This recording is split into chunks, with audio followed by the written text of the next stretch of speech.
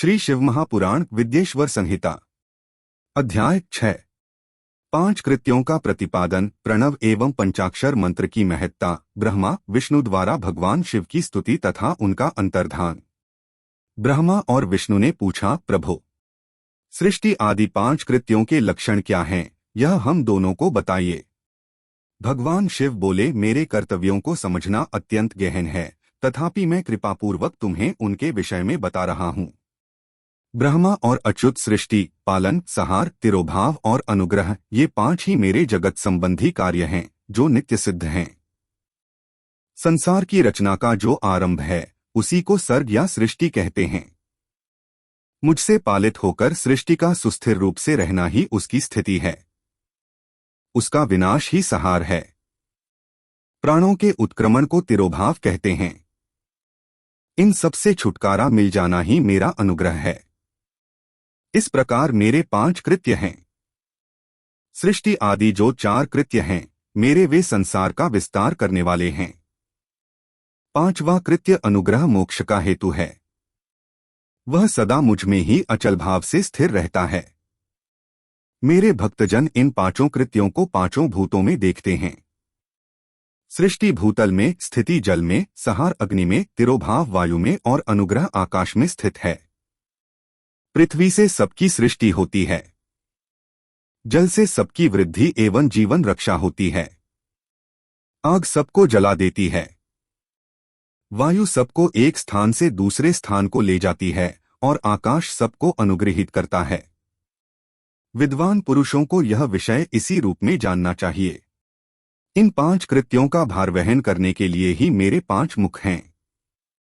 4 दिशाओं में 4 मुख हैं और इनके बीच में 5वां मुख है।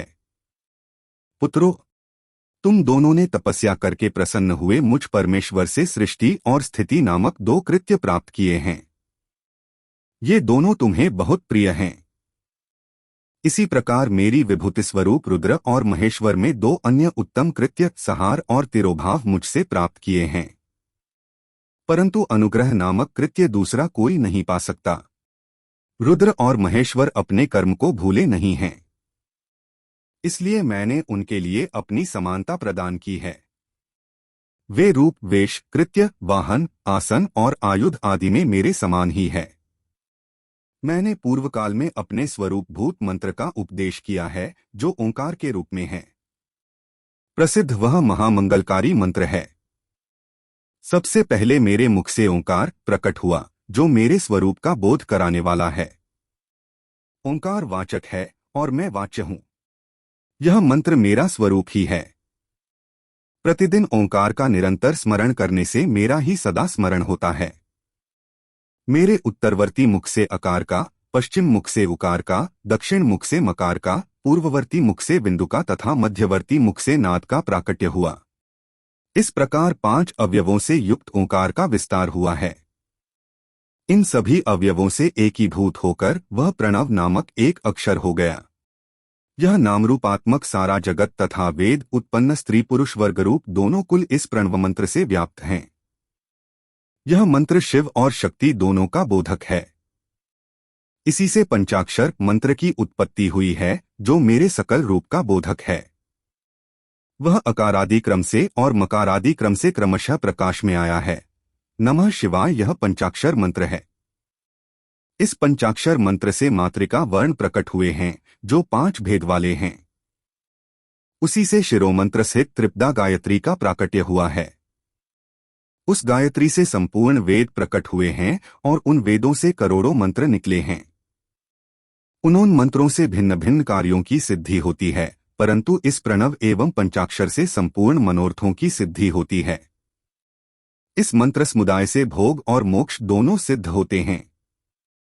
मेरे सकल स्वरूप से संबंध रखने वाले सभी मंत्रराज साक्षात भोग प्रदान करने वाले और शुभकारक मोक्षप्रद हैं।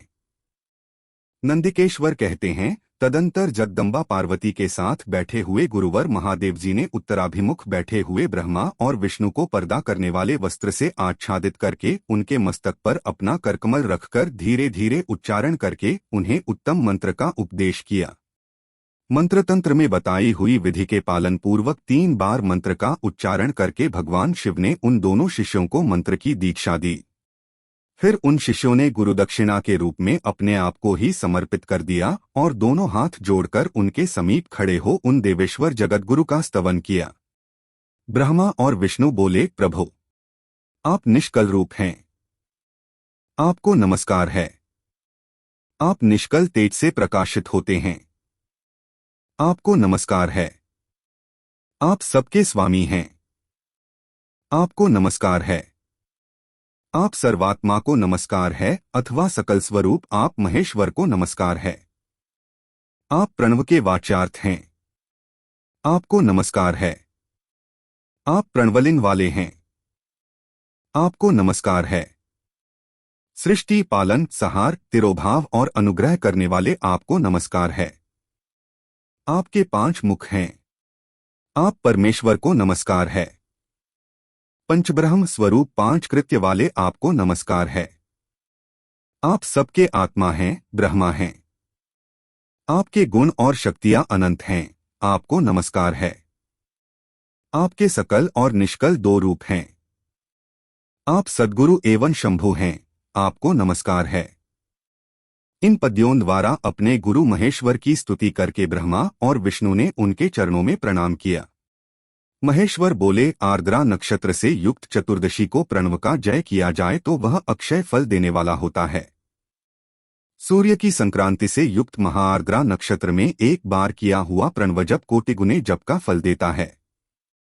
मृगशिरा नक्षत्र का अंतिम भाग तथा पुनर्वसु का आदि भाग पूजा, होम और तर्पण आदि के लिए सदा आद्र की समान ही होता है, यह जानना चाहिए।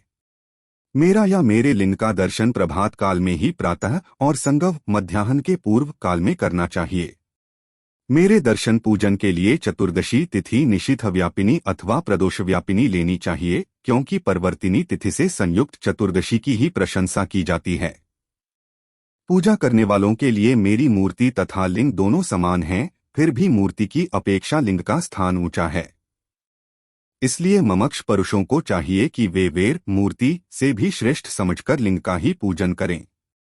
लिंग का कार मंत्र से और वेर का पंचाक्षर मंत्र से पूजन करना चाहिए। शिवलिंग की स्वयं ही स्थापना करके अथवा दूसरों से भी स्थापना करवाकर उत्तम द्रव्यमय उपचारों से पूजा करनी चाहिए। इससे मेरा पद सुलभ हो जाता है।